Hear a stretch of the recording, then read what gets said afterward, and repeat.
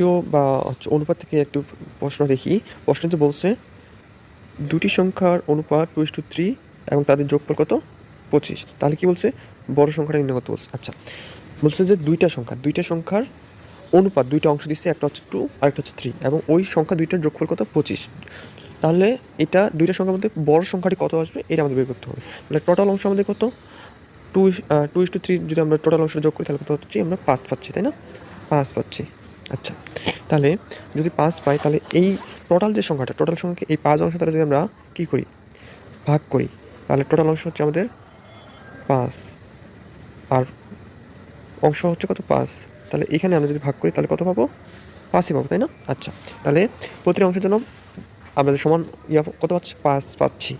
তারপর আমরা এখন কি করব, এই দুইটা যে অনুপাত দেওয়া আছে এই দুইটা অনুপাতের মধ্যে আমাদের যেহেতু এখানে বড় সংখ্যাটা চাইছে, তাই না? তাহলে বড় সংখ্যাটার জন্য আমাদের বড় যে অনুপাতটা বা বড় অংশটা কত এখানে 3, তাই না? তাহলে 3-এর সাথে এই 5 গুণ করলে হলো, তাহলে 3-এর সাথে 5 গুণ করলে আমরা কত পাচ্ছি 15, ঠিক আছে? আচ্ছা আচ্ছা আমরা 15তম নিবন্ধনে আসা আরেকটি কি লাভ ক্ষতির অঙ্ক দেখি। লাভ ক্ষতির অঙ্কটা তো বলা হয়েছে একটি দ্রব্য 400 টাকায় ক্রয় করে 460 টাকা বিক্রি করলে শতকরা লাভ কত। তাহলে এখানে আমাদের বলছে একটি দ্রব্য 400 টাকায় ক্রয় করছে এবং 460 টাকায় কি বিক্রি করছে, তাহলে এখানে শতকরা লাভটা কত। আচ্ছা, এখানে দেখো তো আমাদের 400 টাকায় কিনছে 460 টাকায় বিক্রি করছে, তাহলে এখানে আমাদের লাভ হয়েছে কয় টাকা 60 টাকা। এই যে আমাদের জাস্ট লাভের পরিমাণ বের হচ্ছে 60 টাকা। এখন বলছে ওই যে 60 টাকা লাভ হয়েছে, তাই না? ওই 60 টাকা লাভ হয়েছে কত থেকে বলতো, এই 460 টাকার যে বিক্রয় মূল্য এখান থেকে। তাহলে এখান থেকে লাভের পরিমাণটা জাস্ট শতকরা বের হচ্ছে। তো এটার জন্য তোমার শতকরা লাভের সূত্র হচ্ছে উপরে হচ্ছে লাভের পরিমাণ, ঠিক আছে? উপরে হচ্ছে লাভের পরিমাণ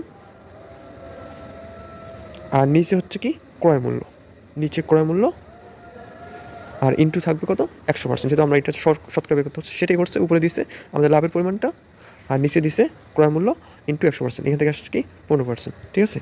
আচ্ছা, আমরা 16তম নিবন্ধনে আসা আরেকটা পার্সেন্টেজের সমস্যা দেখি। পার্সেন্টেজের সমস্যাটা কী বলছে, পার্সেন্টেজ সমস্যাতে বলছে 200 টাকার উপর 10% ছাড় দিলে বিক্রয় মূল্য কত। একেবারে ইজি।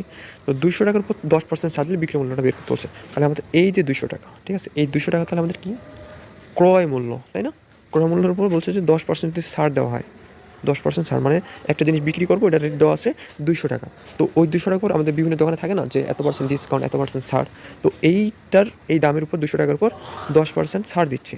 ছাড় দিলে তাহলে এখন বিক্রয় মূল্যটা কত হবে এটা বের করতে হবে। তাহলে একেবারে নর্মাল, জাস্ট তোমাদের কী করতে হবে, এই 200-র 10% বের করা লাগবে। তো 10% 200 ইন্টু 10